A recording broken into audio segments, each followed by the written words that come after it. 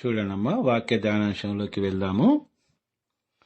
ఇప్పుడు మనం ధ్యానించుకుపోయే వాక్యాలు మనకు చాలా బాగా తెలిసిన వాక్యాలు. ఇవన్నీ కూడాను సువార్త గ్రంథంలోని ఇవి మనం తీసుకోవడం జరిగింది.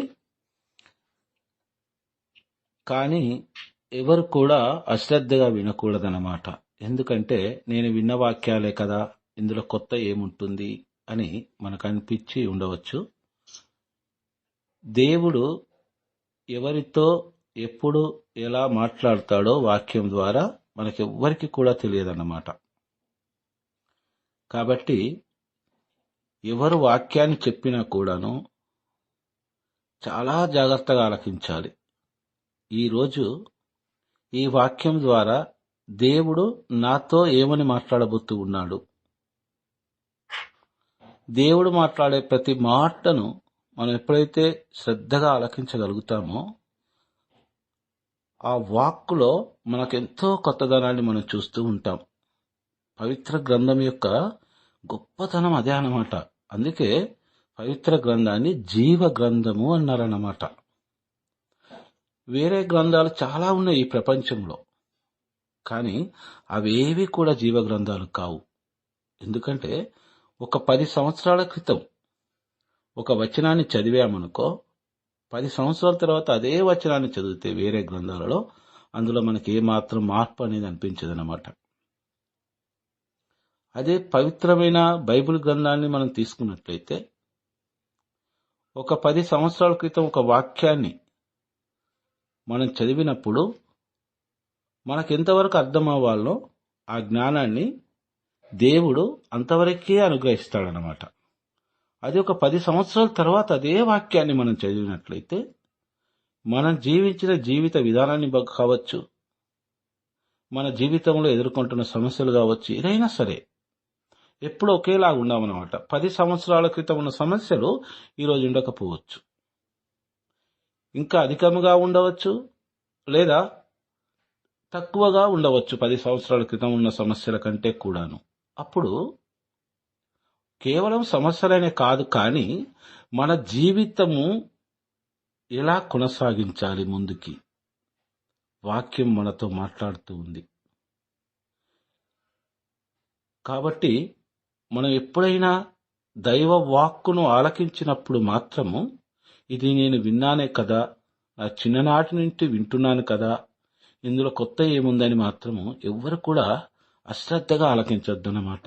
ఎందుకంటే ప్రియ దైవ బిడ్డ, ఈరోజు దేవుడు నీతోనే మాట్లాడబోతున్నాడేమో అని గ్రహించు. లూకా సువార్త 5వ అధ్యాయము 27వ వచనము మరియు 28వ వచనము క్లియర్గా చదవండి అమ్మా. లూకా సువార్త 5.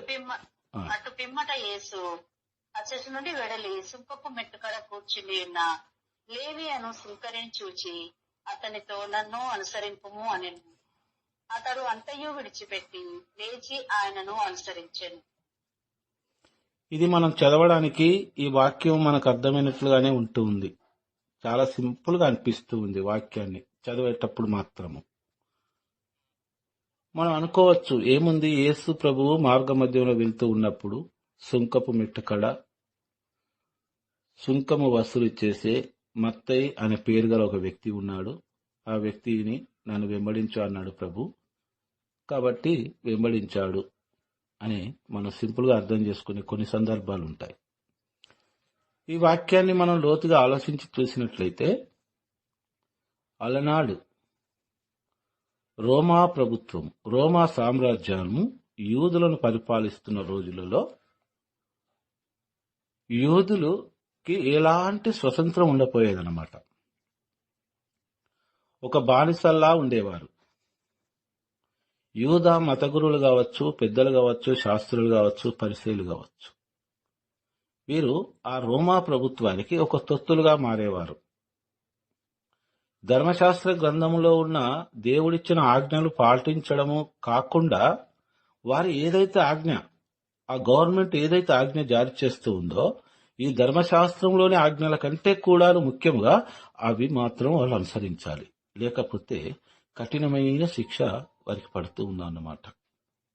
రోమా ప్రభుత్వం యొక్క శిక్షలు ఎలా ఉంటాయంటే, ఒకవేళ మనం వారికి బందీ అయితే మాత్రం యూదులు అంతకంటే ముందు ఆత్మహత్య చేసుకుని చనిపోవడమే చాలా ఉత్తమం అన్నట్లుగా అనిపిస్తుంది. ఎందుకంటే అంత కఠినంగా ఉంటాయి వారి శిక్షలు. కాబట్టి ఎవ్వరు కూడా ఎదురు మాట్లాడపోయేవారన్నమాట. యేసు ప్రభు మార్గం మధ్యన వెళ్తూ ఉన్న సమయంలో సుంకపు మెట్టుకడ లేవి అను గోత్రము గల సుంకరిని చూచెను. అతని పేరు మత్తయి. మనకు మత్తయి సువార్తలో వ్రాయబడి ఉంటుంది పేరు. యేసు ప్రభు అతని దగ్గరికి వెళ్తే ఏమంటున్నాడు? నన్ను అనుసరింపుము అంటున్నాడు. దేవుని వాక్కులో ఉన్న శక్తిని మనం చూడాలి. ఆ రోజుల్లో పాపము చేసిన స్త్రీ అని ఎవరిని అంటారంటే, వేశ్య వృత్తిని అలవాటు పడిన స్త్రీలను అంటారన్నమాట. వారిని చాలా అసహ్యంగా చూస్తారు. ఆనాడే కాదు, నేటి సమాజంలో కూడా మనం అలానే చూస్తూ ఉంటాం అలాంటి వారిని. ఒక వేశ్యకును ఈ సుంకము వసూలు చేసే వీరికి ఏమాత్రం తేడా ఉండకపోయేదన్నమాట. ఎందుకు అలా అంటే, రోమా ప్రభుత్వము వీరిని సుంకము వసూలు చేయడానికి నియమించినప్పుడు వీరికి ఒక ఆజ్ఞ జారీ చేస్తూ ఉంటుంది. మాకు నెలకు ఇంత ఆదాయము, ఇంత ధనము మా ధనాగారానికి మీ యూదా ప్రజల నుండి చేరాలి, అంతకంటే తగ్గకూడదు అనేది సుంకము వసూలు చేసేవారికి ఒక గట్టి ఆజ్ఞ జారీ చేస్తూ ఉంది వారి ప్రభుత్వం. వీరేం చేసేవారంటే, సుంకం వసూలు చేసేవారు. ఉదాహరణకు ఒక 100 రూపాయలు సుంకం అనుకోండి, వీరు 200 వసూలు చేసేవారు అన్నమాట. అన్యాయం అన్నమాట. కాబట్టి యూదులందరికీ కూడా ఈ సుంకం వసూలు చేసే వారి మీద చాలా కోపము, అసూయ ఉంటుంది. ఒక వేశ్యను చూసినట్లుగా వారన్నమాట వీరిని. ఈ రోజుల్లో కూడా మనం గమనించినట్లయితే లంచగొండి ఆఫీసర్లను చూస్తే మనం ఎంతగానో అసహించుకుంటాం. వారి ముందు నవ్వుతూ మాట్లాడినా కూడా మనసులో చాలా తిట్టుకుంటాం వారి గురించి. వారు ఎందుకంటే జనగలు ఒక మనిషి రక్తాన్ని ఎలా పీలుస్తూ ఉంటాయో అలా పీలుస్తూ ఉంటారన్నమాట వీళ్ళు పన్నుల రూపంలో. ఆ రోజుల్లో ఇంకా చాలా ఘోరంగా ఉండేవి పరిస్థితులు. ఎలా అంటే, ఉదాహరణకు వల మీద పన్ను, బోటు మీద పన్ను, అంటే పడవ మీద పన్ను, ఇలా ప్రతి దాని మీద వేరుగా ట్యాక్సీలు వసూలు చేసేవారు ఆ రోజుల్లో. వారికి యూదా జనాంగానికి అంతా కూడా ఈ సుంకము వసూలు చేసే వారి మీద ఎందుకు అంత అసూయ, కోపము, ఒక వేషం చూసినట్లు ఎందుకు చూస్తారంటే, తోటి యూదుడయుండి కూడా ఎలాంటి కనికరం లేకుండా రోమా ప్రభుత్వం విధించిన ఆ సుంకము మాత్రమే వసూలు చేయకుండా అదే అలుసుగా తీసుకుని రెట్టింపు వసూలు చేస్తున్నాడే మనవాడే అయ్యుండి అనే అసూయ, కోపము, ద్వేషము ఈ సుంకము వసూలు చేసేవారిపైన చాలా ఉండేదన్నమాట. అందుకే వీళ్ళు చాలా హీనంగా చూసేవారు సుంకం వసూలు చేసేవారిని.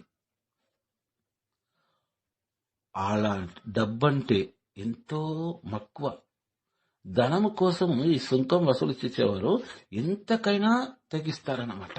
కానీ ఎలాగైనా సరే సుంకం వసూలు చేస్తారు. అంతలా పీడించి సుంకం వసూలు చేసేవాళ్ళు వీరు.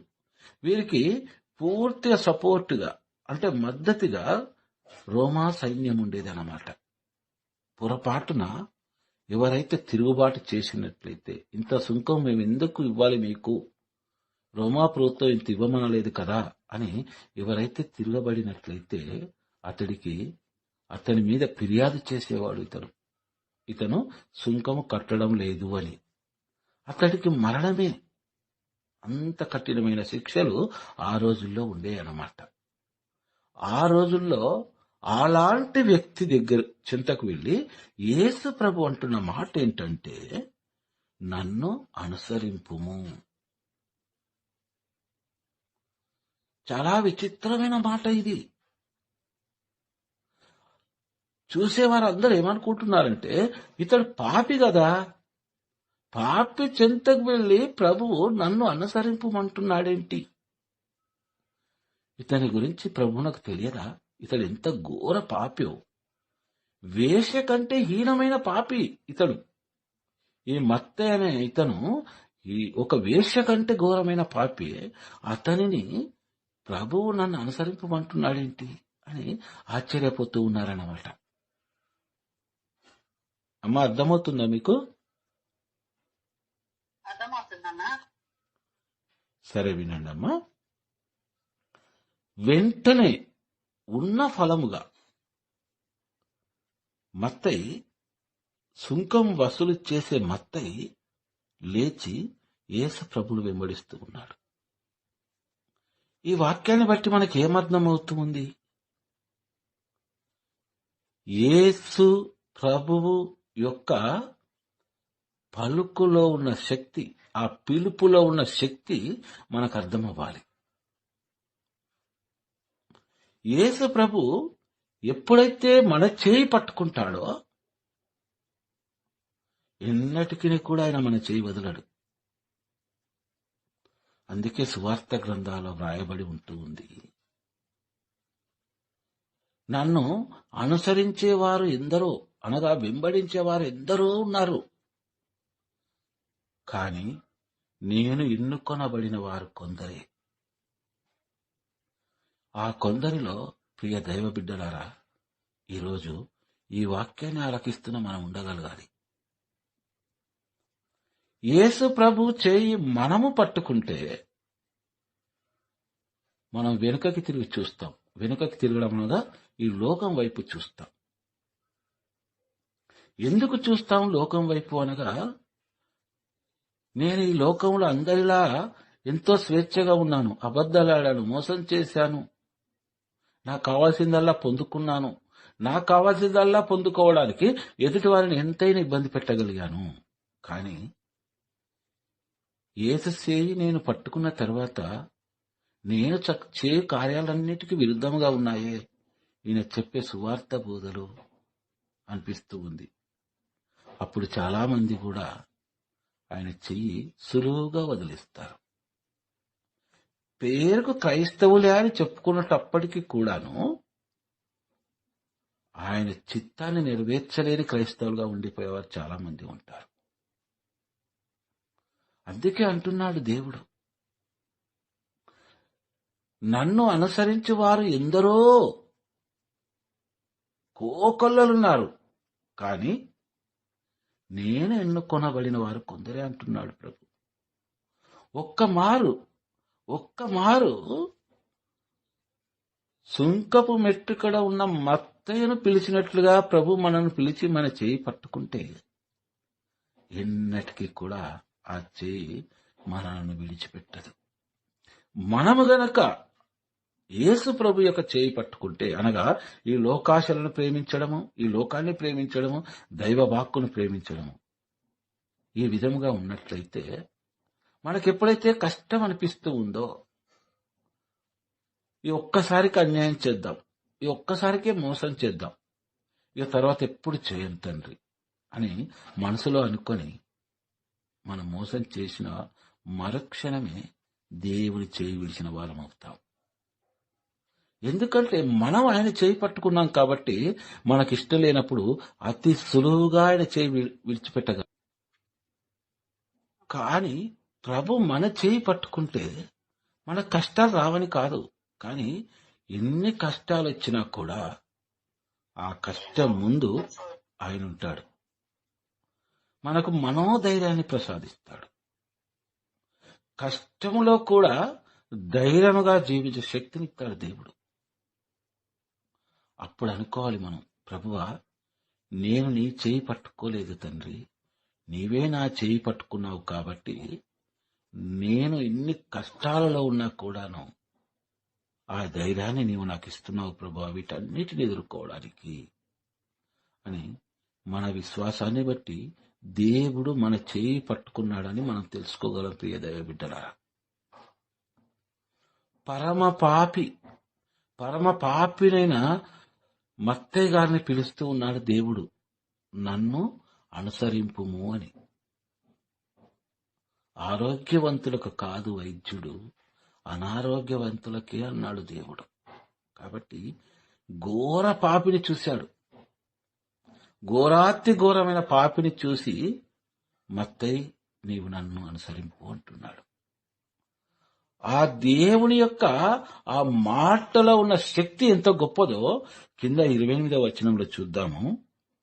అతడు అనగా మత్తయి అంతయు వెంటనే తన సర్వాన్ని మొత్తము కూడాను విడిచిపెట్టి లేచి ఆయనను అనుసరించెను. తను అక్రమంగా సంపాదించిన సంపదన కావచ్చు, ఏదైనా సరే ఉన్న ఫలముగా ఆయనను వెంబడిస్తూ ఉన్నాడంటే దేవుడు పలికిన ఆ మాటలో ఉన్న శక్తిని మనం గమనించాలి. ప్రియ దైవబిడ్డ,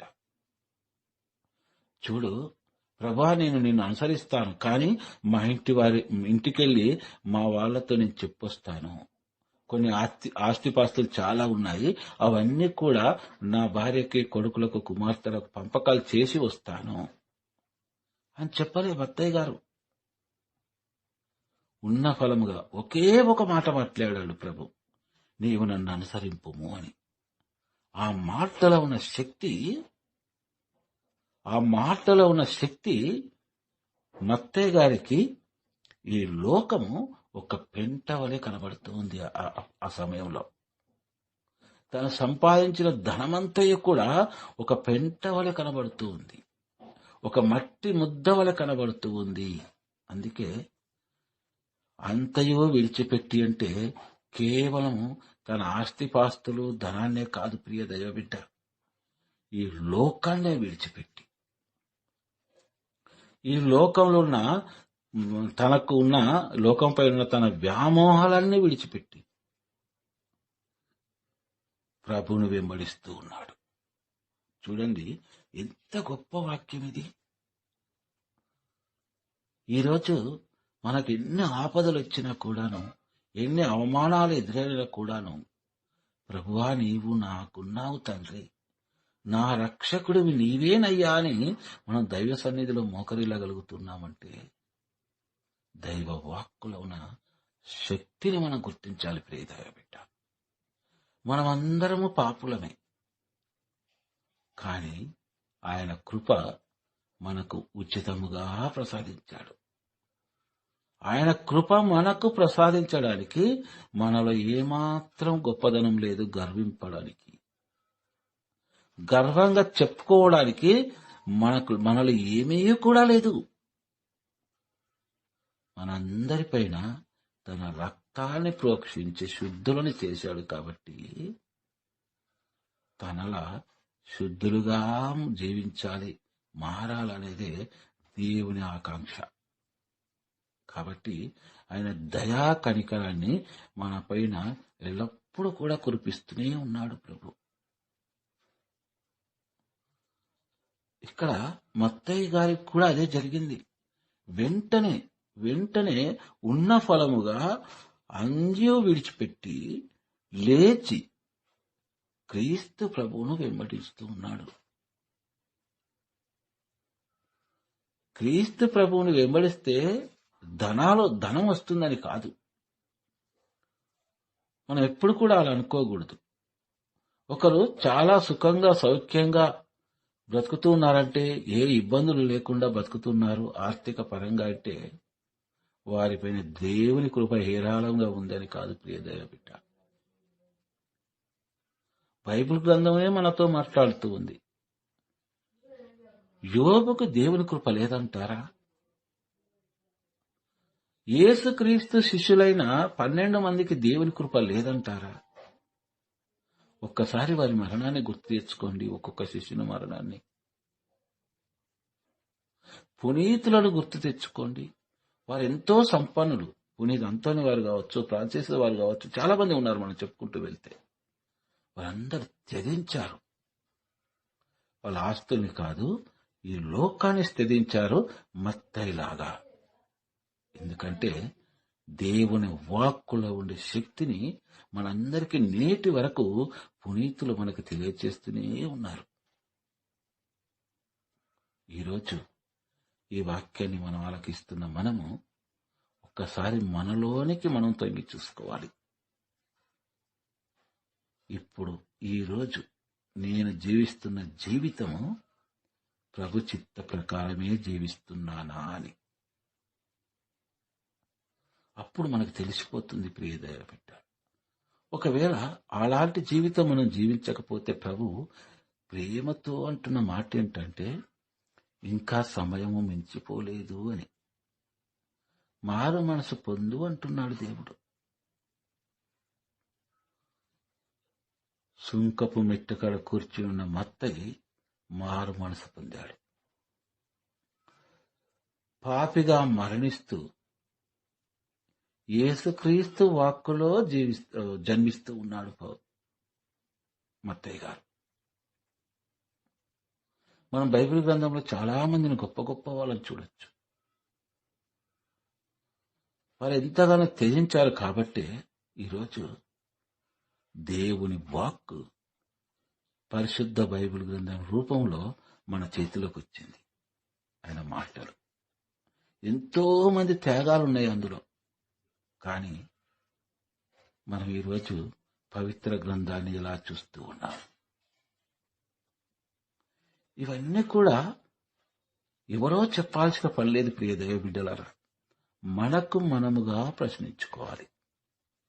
ప్రశ్నించుకుంటే ఈ బైబిల్ గ్రంథానికి అనగా దేవుని వాక్కుకి మనం ఎంత దూరంలో ఉండి ఉన్నామో తెలుస్తూ ఉంది. ఎవరో మనకు తెలియపరచాల్సిన పని లేదు. ఇవన్నీ కూడా మత్తయిలా మారు మనసు పొందాలి. దేవుడు ఒకే మాట మాట్లాడాడు. మత్తయ్య గారు, నేను బ్రతిమాలు లేదు, నువ్వు గొప్పవాడి మత్తయ్య, నీ దగ్గర చాలా ఆస్తిపాస్తులు ఉన్నాయి, నీ దగ్గర చాలా టాకింగ్ పవర్ ఉంది, నువ్వు నా శిష్యుడిగా ఉంటే నువ్వు ఎంతగానో సువార్త. ఇదే విధంగా ఇంకొక వ్యక్తిని కూడా మనం చూడొచ్చు. చూడండి అమ్మా, లూకా సువార్త 19వ అధ్యాయము 1వ వచనం నుండి 4వ వచనం వరకు చదవండి.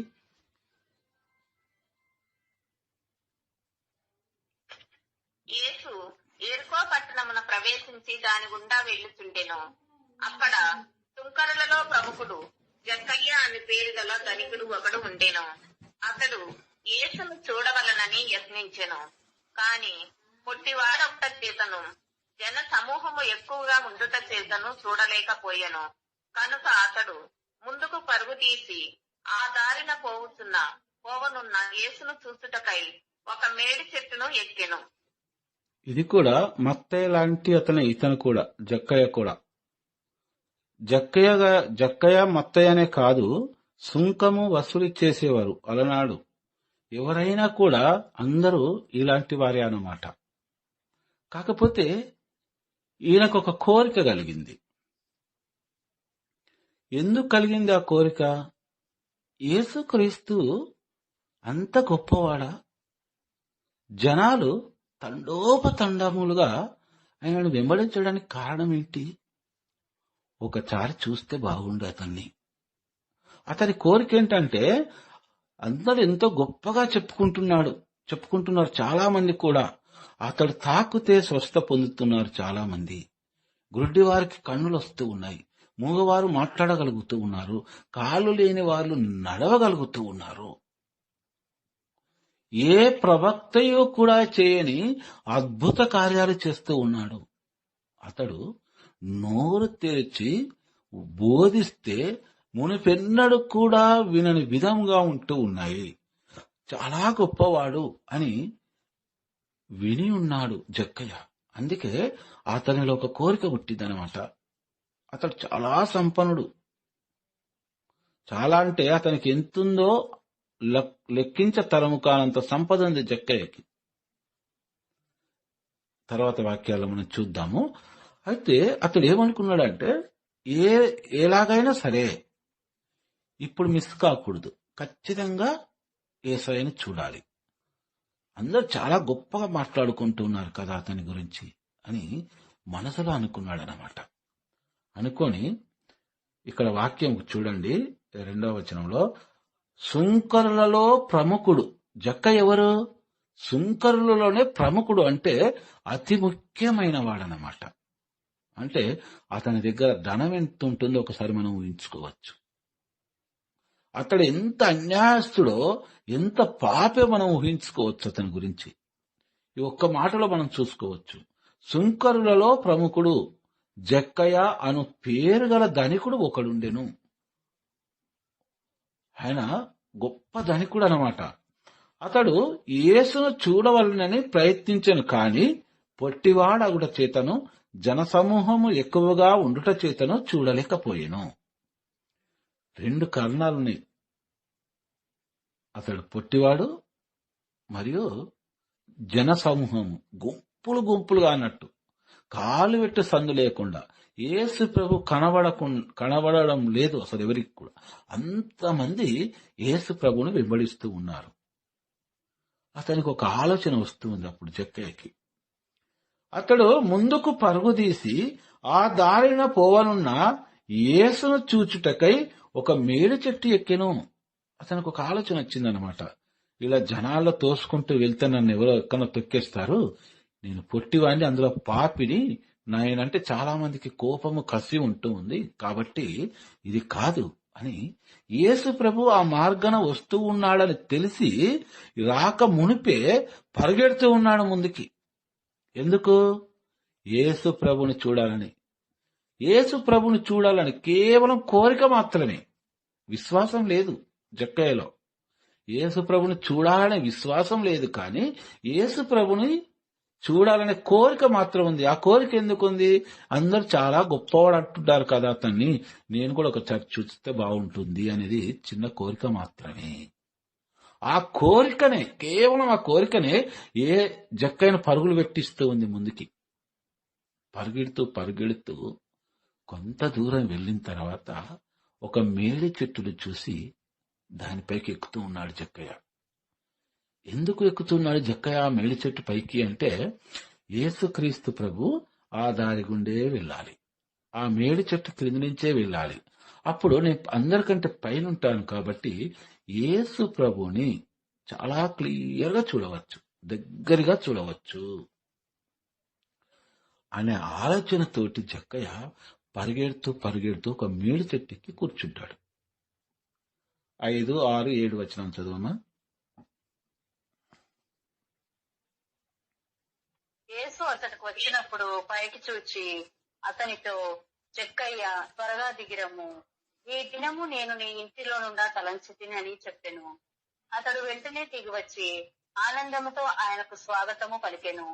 ఇది చూచిన వారందరూ, ఈయన పాపి ఎద్దుకు అతిథిగా వెళ్ళెను అని సంగు కొనసాగిరి. చూడనమ్మా, తాను అనుకున్న విధంగానే యేసు ప్రభు ఆ మేడి చెట్టుకి నుంచి మేడి చెట్టు చెంతకు రావడం చూస్తూ ఉన్నాడు జక్కయ్య. కన్ను రెప్పార్పకుండా ఎంతో ఆశతో చూస్తూ ఉన్నాడు యేసు ప్రభు వైపు జక్కయ్య. సంతోషపడుతూ ఉన్నాడు, ఇంత గొప్ప వ్యక్తి నేను చూస్తున్నాను అని. చాలా సంతోషిస్తున్నాడు ఆ మేడి చెట్టు పై నుండి. యేసు ఆ చెట్టుకి వచ్చినప్పుడు, అనగా ఆ మేడు చెట్టు చెంతకు వచ్చినప్పుడు పైకి చూచి, ఎవరు చూస్తున్నారమ్మా పైకి? చెప్పండి. యేసు ప్రభు చూస్తున్నాడు. ఎవరి వైపు చూస్తూ ఉన్నాడు? జక్కయ్య వైపు చూస్తున్నాడు. జక్కయ్యలో ఆనందం ఏంటి? ఒక గొప్ప వ్యక్తిని నేను చూస్తున్నానే అని యేసు వైపు జక్కయ్య చూస్తూ ఉన్నాడు. అప్పుడు ప్రభు అంటున్న మాట జక్కయ్యతో, జక్కయ్య త్వరగా దిగిరమ్ము, నీ ఇంటిలో నేను ఉండదలచితిని అని చెప్పెను. చూడండి ఎంత గొప్ప వరము.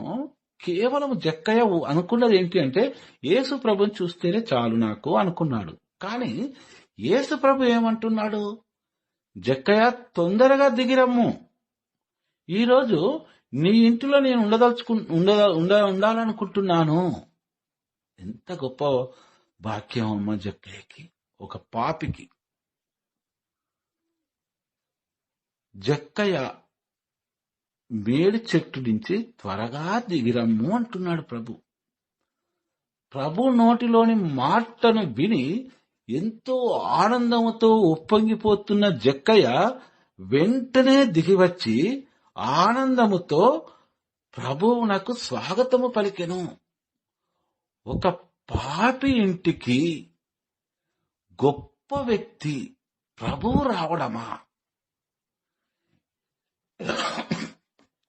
ఇంతమందిలో నా వైపు చూసి నేను ఎవరో తెలియదు, నా పేరు కూడా తెలియదే జక్కయ్య త్వరగా దిగిరమ్ము అన్నాడు ప్రభు. అంటే నిజంగా అందరి నోట విన్నదానికంటేనే కూడాను ప్రభు ఎంతో గొప్పవాడు. ఆశ్చర్యపోతూ ఉన్నాడు జక్కయ్య. జక్కయ్య అని పిలుస్తూ ఉన్నాడు యేసు ప్రభు. ఒక పరమ పాపిని, ఘోర పాపిని పిలవడమే కాదు, జక్కయ్య నీవు త్వరగా దిగిరమ్ము, ఈ రోజు నీ ఇంటిలో నేనుండదలచి తిని. అవునమ్మా, పాపులమైన మన హృదయం అనే గృహంలో యేసు ప్రభు ఉన్నాడే మనం విశ్వసించాలి. ఈ జక్కయ్య యేసు ప్రభు యొక్క సంభాషణను మనం వింటూ ఉన్నప్పుడు మనము జక్కయ్య స్థానంలో ఉన్నామనుకోవాలి. ప్రభువే నాతో మాట్లాడుతున్నాడు అనుకోవాలి. ప్రియ దైవ బిడ్డ, ఇది చూచిన వారందరూ జక్కయ్య నువ్వు త్వరగా దిగిరా, ఈ రోజు నీ ఇంట్లో నేను ఉండదలిచాను అన్న మాటను అక్కడ విన్న వారందరూ కూడా ఏమనుకుంటున్నారంటే, చూడండి జనాలు, పబ్లిక్ ఏమనుకుంటున్నారంటే, ఈయన పాపి యొద్దకు అతిథిగా వెళ్ళెను, ఈయన ఎవరో తెలియదా అని సనుగుకుంటున్నారు. ఈయన ఒక పాపి కదా, అంటే ఒక వేశ్య కంటే ఈనంగా చూడబడుతున్న ఒక పాపి కదా ఇతని ఇంట్లో విడిది చేయడం ఏంటి యేసు ప్రభు? అసలు ఈయన దేవుడేనా? ఈయన ప్రభువేనా? ఏదో అద్భుతాలు చూసి నన్ను వెంబడిస్తున్నామే కానీ ఈయన పాపి అని తెలియదా ప్రభుకి అని ఈ విధముగా నానా రకాలుగా సనుగుకుంటున్నారు జనాలు. ఈరోజు మనం కూడా ఒక మనిషిని ఎత్తుకోవాలంటే అప్పుడే ఎత్తుకుంటాం, ఇష్టం లేదనుకో పాతాళ లోకానికి తొక్కేస్తాం. అంతేనా కదమ్మా? అంతే అన్న.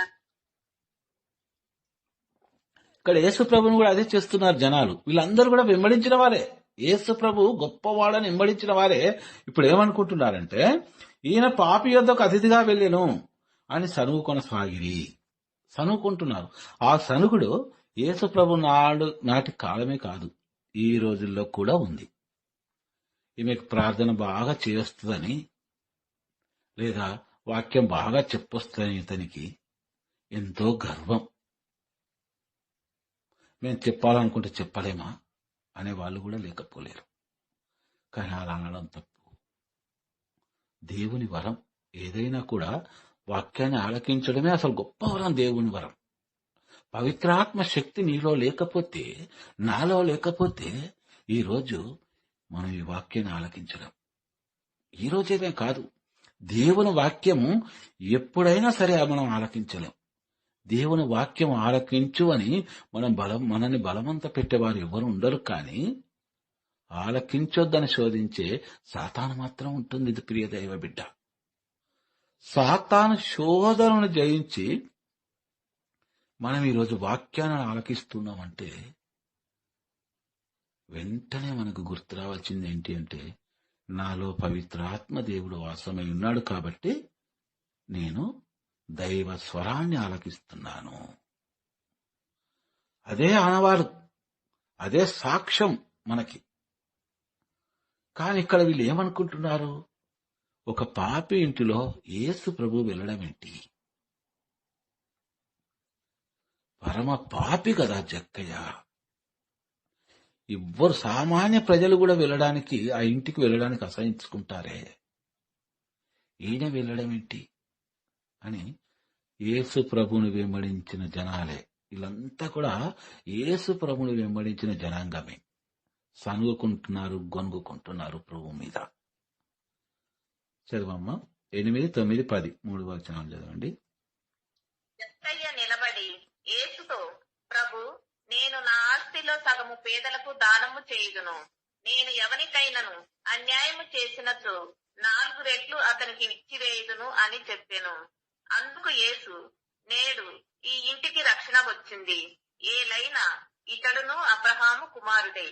మనిషి కుమారుడు తప్పిపోయిన దానిని వెదకి రక్షించుటకు వచ్చి ఉన్నాడు అని అతనితో చెప్పెను. 8వ వచనంలో జక్కయ్య ఎంతో ప్రేమగా ఆహ్వానించాడు యేసు ప్రభుని. యేసు ప్రభు ముందు నిలబడ్డాడు. నిలబడి వినయంతో అంటున్న మాటలు మనం విందాం ఇప్పుడు. ప్రభు, నేను నా ఆస్తిలో సగం పేదలకు దానం చేయుదును. నేను ఎవరికైనాను అన్యాయం చేసినచో 4 రెట్లు అతనికి ఇచ్చివేయుదును అని చెప్పాను. ఏమా యేసు ప్రభు అడుగుతున్నాడా ఇతన్ని, నువ్వు పాపివి కదా, నువ్వు చాలా దోచుకున్నావు కదా జనాల డబ్బు, ధనము, అదంతా నువ్వు పాపులకు ఇచ్చివేస్తేనే నీ ఇంట్లో ఉంటానంటున్నాడా ప్రభు? అడిగాడు ఏమన్నా జక్కయ్యను? ఒకసారి చెప్పండమ్మా. అడగలేదు. మరి జక్కయ్యకి ఎందుకు అలా అనిపించింది? యేసు ప్రభుతో ఎందుకు అలా మాట్లాడుతూ ఉన్నాడు అంటే, యేసు ప్రభు పలికిన వాక్కులో ఉన్న శక్తి అది. ఏమని పలికాడు? జక్కయ్య, నువ్వు త్వరగా దిగిరాము, నువ్వు నా కోసం చూస్తున్నావు కదా, నా కోసం చూడడం కాదు, నీ ఇంటిలో నేను ఉండదలచితిని. ఆ వాక్కు ఎంత శక్తివంతమైందో ప్రియ దైవ బిడ్డలారా, ఈరోజు మనం ఆలోచించాలి. అందుకే ఆ వాక్కు జక్కయ్యను ఈ లోకములో మరణించే విధముగా చేసి ఆ వాక్యంలో జన్మించేలా చేసిందనమాట. అందుకు ఇప్పుడు జక్కయ్య ఎలా ఉన్నాడంటే, ఆ ఒక వాక్కును ఆలకించినంతలో పూర్తిగా కడగబడ్డాడు కాబట్టి ఆ వాక్కు ద్వారా తాను ఎంత పాపినో తెలుసుకోగలిగాడు. కాబట్టి తన చింతనున్నది ఎంత అన్యాక్రాంతమైన ధనమో అతడు గుర్తించగలిగాడు. ఇది నాది కాంది నా దగ్గర ఒక రోజైనా ఉండకూడదు అని తన మనసులో అనుకుని ఉండవచ్చు. ప్రియ దైవ బిడ్డ అంటున్నాడు ప్రభుతో జక్కయ్య,